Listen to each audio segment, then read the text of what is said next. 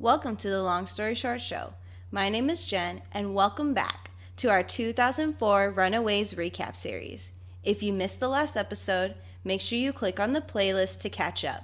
If you like this story, or any of the other stories that we post, make sure to leave a like and subscribe to the channel for future videos. As we last left our story, our heroes may have just interrupted their parents' ritual. As the kids gather themselves and cover their mouths, hoping to not draw any more attention to themselves, Mr. Stein and Mr. Wilder suspects that they may have some unexpected company. Mrs. Hayes begs to differ. As Mrs. Wilder leaves to go upstairs to check on the children, the other parents speculate. Perhaps, after all these years, their children have figured out the truth behind pride, but maybe they are just paranoid. Perhaps the children are too busy playing to notice anything. When Mrs. Wilder arrives at the game room, to her relief, she finds the children enjoying a game twister. She states that herself and their parents are almost finished and leaves to head back to the basement. Carolina, who stayed in the room, questions the older children on the events that just took place. Unfortunately, Alex and Gert are too busy arguing over whether or not Molly is mature enough for the upcoming conversation. Alex fears that she may not be able to handle the news. Gert reluctantly agrees and takes Molly to the restroom to separate her from the other children. Now that they are safe from both the parents and the immature ears of Molly, Chase blurts out that Alex's dad just killed some chick. Alex quickly goes on the defense. All of their parents were in the basement, and therefore, all of their parents are guilty. Nico sits down with Carolina to try to ease her into the situation, and they then start scrambling to come up with a plan. Unfortunately, they are out of time. Their parents are on their way. Carolina's father, Mr. Dean, enters the room first and informs the children that they are all finished for the night. Mr. York, Gert's father, then asks Gert if she and her friends could assist with carrying a little luggage out to the car. Alex and Nico volunteer. They use the opportunity to discuss their parents and the situation at hand. Alex promises to grab everyone's email addresses before they leave and will send a message to meet up at a secret location later on that night. The group gathers at around 1 a.m. near the observatory. Nico and Gert are running a bit late. They arrive shortly after, and the 5 children start to discuss the options of what to do next. Alex and Gert think they should call the police. They are just children after all, and do not have the resources to take down 12 grown adults. Chase thinks the opposite. They do not have any physical evidence.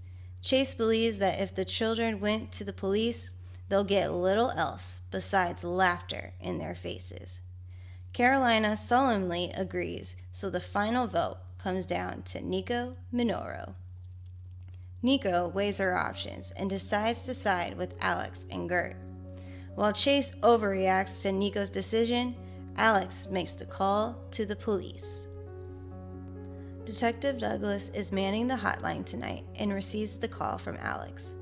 Alex proceeds to describe the children's parents, the pride, and the possible danger that could be among San Diego. Douglas doesn't believe Alex, especially since Alex is describing a metacrime at 1 a.m. and that isn't their jurisdiction, and hangs up. The children are on their own, but they will not give up. All they need is proof, physical proof to give to the police. Like the girl's dead body, it must be in the chest that Mr. York had earlier.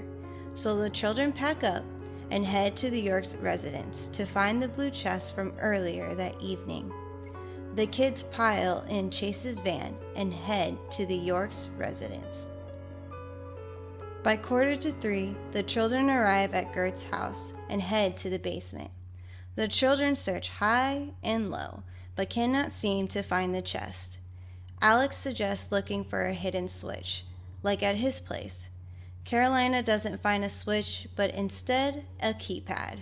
After closer inspection, Nico notices that the numbers 3, 4, and 7 are darker than the others, and deducts that the secret code must include those numbers. The keypad is similar to a phone, so there are letters connected to those numbers, and the most obvious word, including 3, 4, and 7, is pride. The code must be pride because their parents are older and usually make their passwords easy for them to remember, Alex deduces. Nico trusts his judgment and enters the code. The trapdoor opens, but instead of the teens walking in, a dinosaur walks out. Alex calls out for everyone to freeze. He learned from Jurassic Park that raptors can only sense movement so as long as they stand still. The velociraptor will not attack. Chase, who has also seen way too many movies, decides to prove to the crew that it is simply CGI and they do not have anything to worry about. Chase proceeds to pick up a lamp and smashes it over the raptor's head. To both his surprise and dread, the dinosaur is real, and now the dinosaur is attacking. As the raptor opens its jaws to bite off Chase's head, Gert screams, "Stop!" and the velociraptor freezes in place. Gert has no idea how she is doing this, and Carolina thinks it is time to go. Before the group leaves, a holographic message from Gert's parents begins to play. It explains that the velociraptor has been bred specifically to become her pet. The dinosaur was genetically modified to listen to Gert and Gert alone. The York's message also explains that the abstract, a collection of sacred texts that guides their organization, is located in the opposite corner of the basement, and that item will be her guide to what she is looking for. They then proceed to say that the book is written in code, so she will need to use the ring that the Deans will eventually give her on her 18th birthday in order to access the knowledge. Lastly, the message states that Gert should lean on the members in pride, because she will need support during this time and should trust them. The message ends after that, and the holograms disappear. Nico wonders if this will be enough substantial evidence to turn in to the police. Chase certainly thinks so as he motions to the psychic dinosaur standing inches away from him. Alex and Gert aren't convinced because even magicians have exotic animals. They decide the next move has to be Carolina's house in order to find the decoder ring.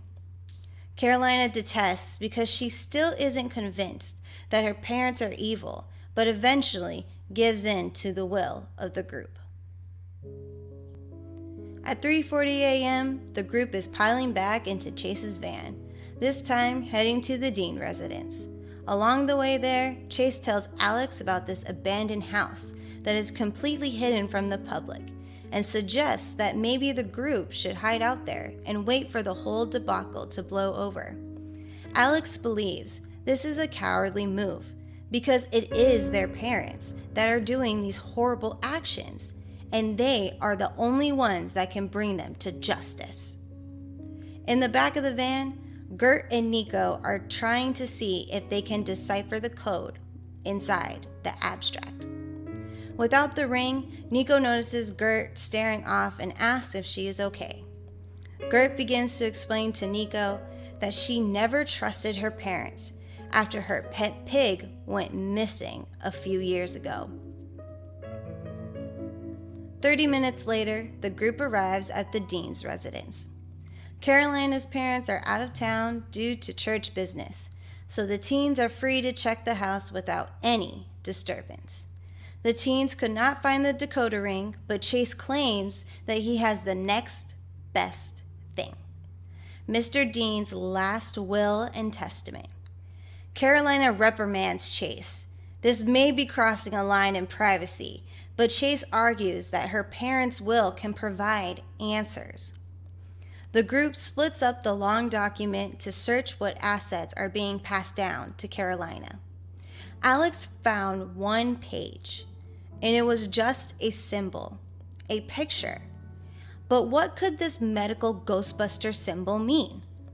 Carolina recognizes the snakes because that's the exact same symbol on her medical bracelet. Her parents gave her the bracelet when she was 4 years old, and she has never taken it off. Nico suggests that the Deans are telling Carolina to take the bracelet off. The rest of the group agrees while Carolina refuses, thinking this whole thing is absurd.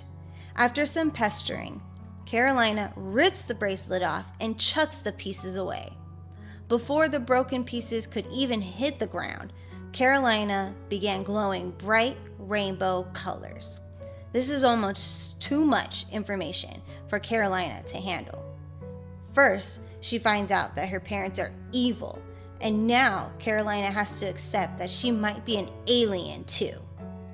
It's too much for her as the tears begin to fall from her face. As the tears fell, Carolina rose. She opens her eyes and she realizes that she could fly.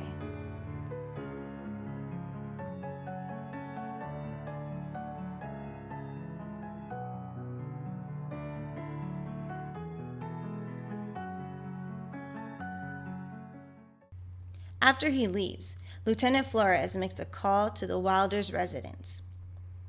Mr. Wilder hates being woken up out of his sleep, especially at 4 a.m., as he angrily answers the phone. Lieutenant Flores asks Mr. Wilder if he knows where his son is tonight.